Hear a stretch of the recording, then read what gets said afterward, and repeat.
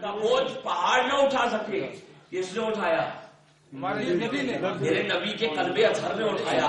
صدیق کوئی معمولی ہستی کا نام نہیں، آج تک دنیا صدیق کو سمجھ ہی نہیں سکی ہے جو اس کے پیچھے نمازیں پڑھی۔ ساری کائنات کے امام علی، علی کا امام ابو بکر صدیق ہے۔ چلتے چلتے یہ میں تمہیدی بات کر رہا ہوں، میلاد کے بعد میں آتا ہوں، بتانا یہ چاہتا ہوں پہاڑوں کو قرآن پہ نازل کیا جاتا، وہ بوجھ نہ اٹھا سکتے۔ کس نے بوجھ اٹھایا؟ میرے آقا۔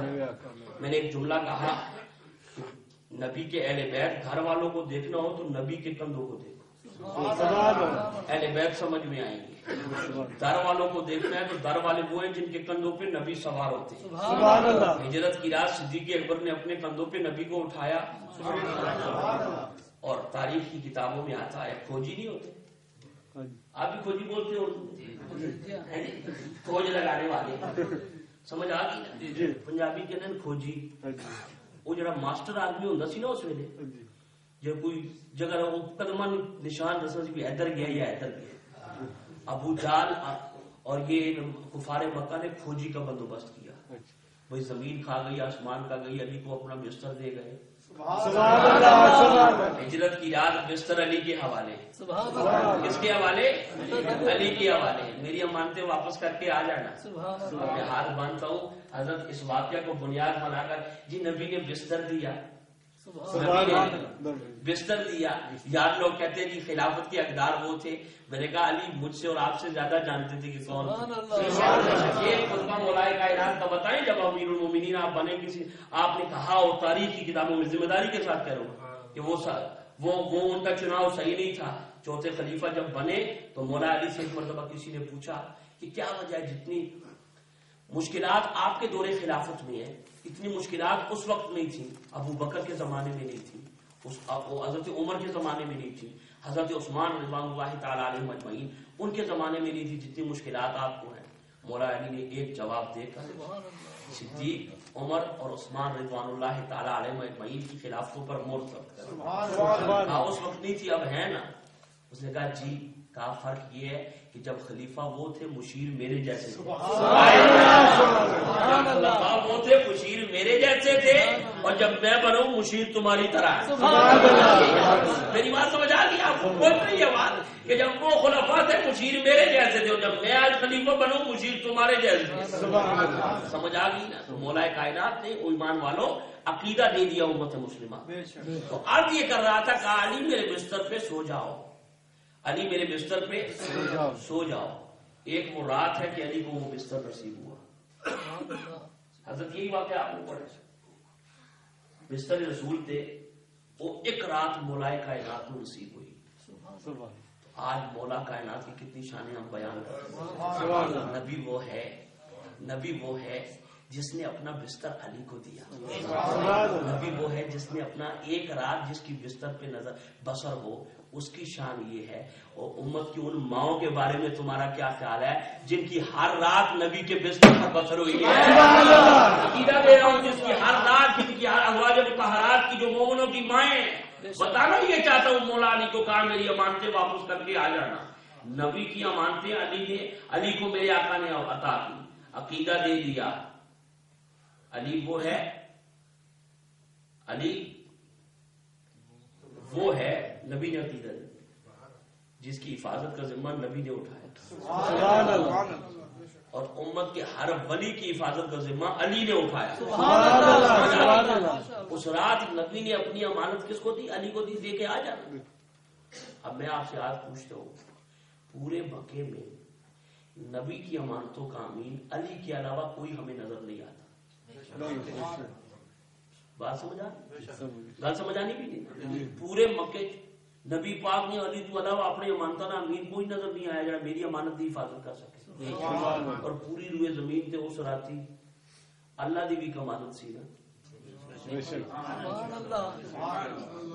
صاحب اللہ کی بھی تو امانت تھی۔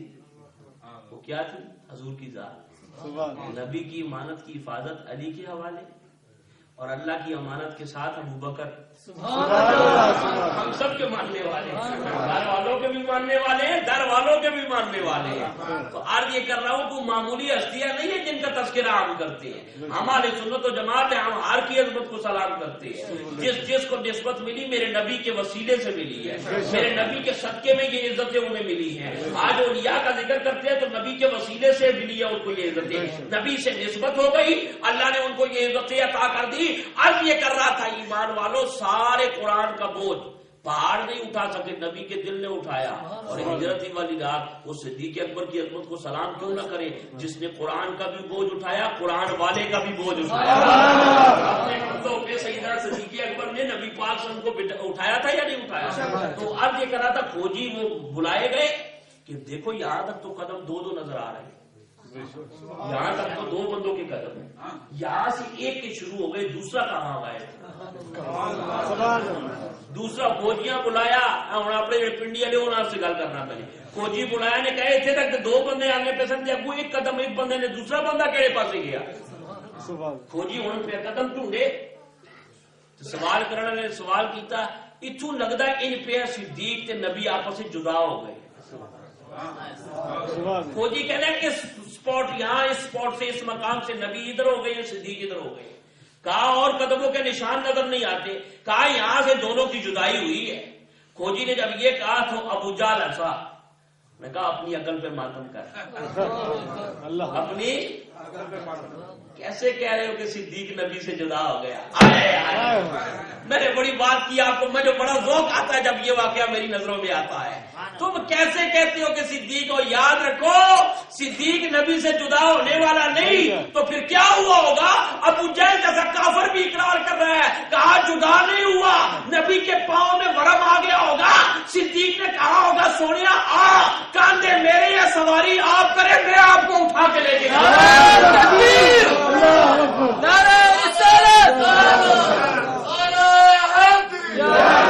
ارے یہ تو مکے کا کھلا کافر بھی جانتا ہے کہ صدیق نبی سے جدا نہیں ہو سکتا۔ یہ تو امت کو عقیدہ ابو جہل نے بھی دے دیا کہ صدیق وہ ہے جو نبی سے جدا میں کے بولے ذرا ایمان کی سلامتی کے ساتھ، ابھی بھی پچھلے کئی اب آپ خاموش ہے کہ نبی صدیق سے جدا نہیں، صدیق نبی سے جدا نہیں، کہا نبی کو نہیں چھوڑ سکتا ابو بکر نہیں چھوڑ سکتا نبی کو، صدیق رضی اللہ تعالیٰ عنہ۔ یہ بات ابو جہل کی تاریخ کی کتابوں میں ملتی ہے، یہ تو ابو جہل کا بھی عقیدہ ہے، دنیا ادھر سے ادھر ہو سکتی ہے، صدیق نبی کا ساتھ نہیں چھوڑ سکتا۔ یقین نہ ہے تو ابو جہل کے اس قول کی روشنی میں آج بھی دیکھ لو، نبی کی پہلو میں آج بھی ابو بکر اور عمر لیٹے ہوئے ہیں۔ سادین کا کرام ہے، مجدد دین و ملت بولے، اعلیٰ حضرت بولے رحمت اللہ علیہ، سادین کا کران ہے پہلو ماں، دو چمکتے ہوئے تارے حضور دے پہلو چ لیٹے ہوئے، سادین کا کران ہے پہلو ماں میں، اور آگے پہلو میں جلوہ گائے عتیق و عمر کی ہے، پہلو میں جلوہ گاہ عتیق و عمر کی ہے۔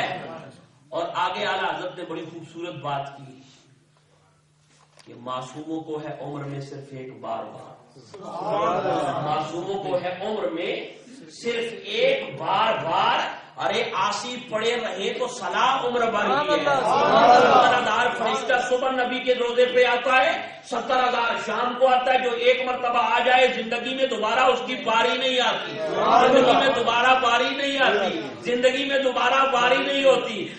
فرمایا گیا کہ تمہارا حج مکے میں ہوگا، ان کا حج مدینے میں ہوگا۔ 70,000 صبح آتا ہے، 70,000 شام کو آتا ہے۔ علامہ صاحب یہاں سے ایک مسئلہ یہ بھی نکلا، ہمیں کہتے ہیں مزاروں پہ کیا کرنے کے لیے جاتے ہو، ولیوں کے درباروں پہ کیا کرنے کے لیے جاتے ہو، داتا علی اجویری کی بارگاہ میں کیوں جاتے ہو، خواجہ اجمیری کی بارگاہ میں کیوں جاتے ہو، شہنشاہ بغداد کی بارگاہ میں کیوں جاتے ہو، شہنشاہ گنگور کی بارگاہ میں کیوں جاتے ہو، شہنشاہ گولڈا کی بارگاہ میں کیوں جاتے ہو، شہنشاہ چورا کی بارگاہ میں کیوں جاتے ہو، جتنے اولیاء کے پاک آستانے ہیں یہاں پر کیا لینے جاتے ہو؟ یہ تو بدعت ہے، یہ تو شرک ہے۔ ہم نے کہا ہمیں نہ روکو، وہاں پر صرف نبی کا روزہ نہیں، 2 مزار اور بھی ہے، ابو بکر کا بھی مزار ہے، عمر کا بھی مزار ہے۔ 70,000 صبح آتا ہے، 70,000 شام کو آتا ہے، جو ایک مرتبہ آ جائے زندگی میں دوبارہ باری نہیں آتی۔ تو پتہ یہ لگا اس حدیث